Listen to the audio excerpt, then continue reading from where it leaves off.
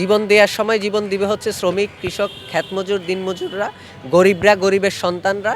আর পাওয়ার সময় পাবে হচ্ছে বড়লোকরা, মাফিয়ারা, যারা অর্থ পাচার করে, টাকা পাচার করে, লুটপাট করে, দুর্নীতি করে তারা।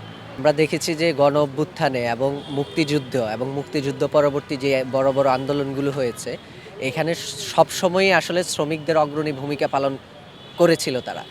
কিন্তু আন্দোলনগুলার পরবর্তীতে যখন পাওনা দেওনার হিসাব আসে, তখন আসলে শ্রমিককে সেই অধিকার থেকে আসলে সবসময় আমরা দেখেছি বঞ্চিত করা হয়েছে।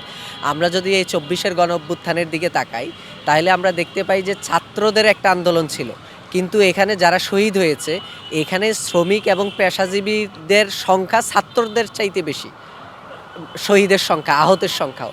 তো সেই ক্ষেত্রে আমরা যদি প্রশ্ন করি আসলে শ্রমিকরা কি পেয়েছে, শ্রমিকরা আসলে তাদের পাওয়ার সংখ্যাটা আসলে জিরো, তারা কিছুই পায় নাই। তারা শুধু ঢাল হিসাবেই, ক্ষমতার পালাবদলের ঢাল হিসাবেই আসলে শ্রমিকরা ব্যবহৃত হয়েছে।